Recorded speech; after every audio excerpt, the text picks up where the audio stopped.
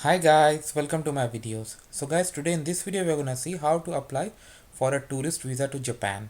So guys, recently Japan announced more locations to apply its e-visa, okay, for tourism. But there are locations where you cannot apply a Japanese e-visa from. So in that case, what are your options? And that's what we are gonna see. Now, one thing is very much I really love about Japan is like uh, like their e-visa application here for Japan visa. Also, we are gonna see that they are gonna refund your visa processing fee if your visa is not granted. Like the only country I have seen refunding or not charging you fee if your case is not approved.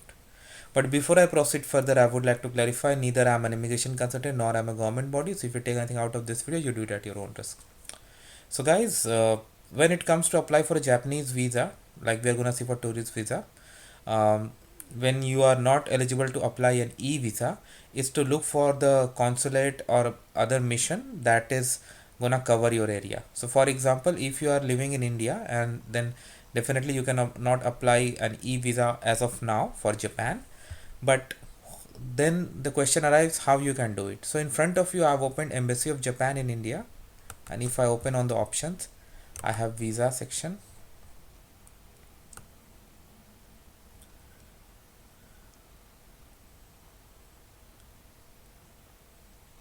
So here they have what they have done in India. Again, it may vary based on your location, so I'm showing you from India that they have outsourced their visa application process in India to VFS like many other countries. So if you open VFS, they are gonna specify the information that you really need. All right, so the same process that we see in many other countries. Okay, so the very first thing, identify the visa type.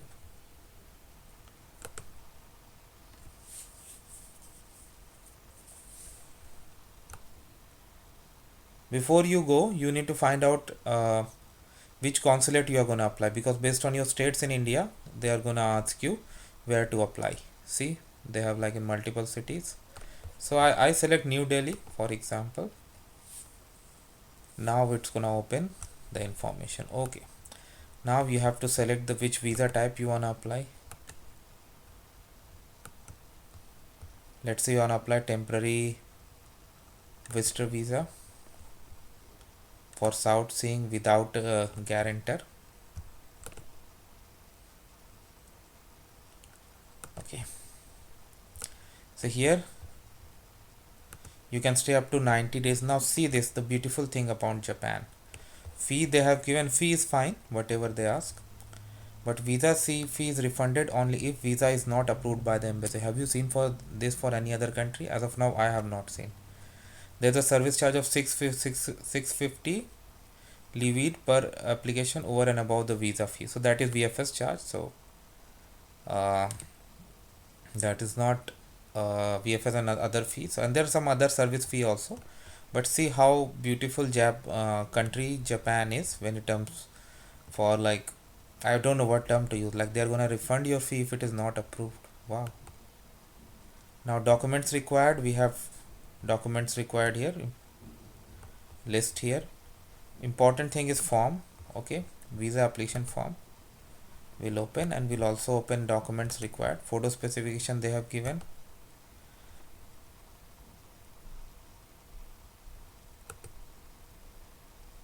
The process remains the same, like you first identify the visa type that we are seeing, begin your application, book an appointment, pay your fee to VFS, then visit at the time of your appointment, submit it, and if granted, you are good to go. Okay, so these are the documents they need. Valid passport, more than 2 blank pages, photocopy of passport data page of the current passport first and last page, completely filled this form that we are gonna see, covering letter stating the purpose of visit and day-to-day details, one photograph within last 6 months, size is also given, hotel booking and schedule itinerary day wise, reservation certificate, latest income tax return, If a student and dependent, then consent from parent, spouse, tax return for okay, yeah, proof of relationship in case it's applicant is accompanied by a dependent. Okay, fine. Now visa application, this is for official use, so this box nothing to be done. Photo here, surname you can type here, given name and middle name as shown in passport, date of birth, place of birth, this you can check whatever is applicable, status, this also you can check, nationality on citizenship. As you remember, on the fee section we saw that for Indian nationals applying in India you have different fee, and for other nationals, so you can select from the drop down. This is good.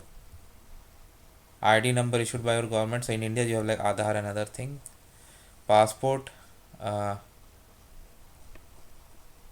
wait, ID number issued to you by your government, is this passport detail? Yeah, so that's asking for the passport detail. I apologize, this is your passport number, I confused it with that. Oh no, wait, I'm sorry again, passport number is here, ID number, so it's like Aadhaar you can use here. Passport type, passport number is here, place of issue, date of issue, authority, these details are available in your passport, and make sure you add it without any mistake. Purpose of visit to Japan, intended length of stay, date arrival, port of entry, name of ship or airline, so all other trip details. Then your occupation, if you have been there previously. These are very simple questions. Now this is about if you have been ever convicted of a crime, sentenced in any country, been deported. So be very careful when answering these questions.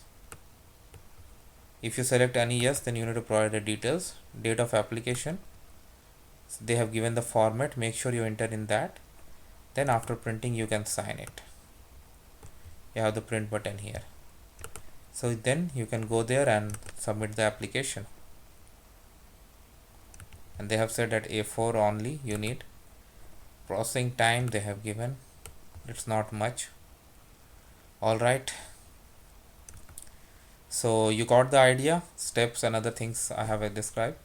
So thanks for watching this video. Please subscribe to our channel. Thank you.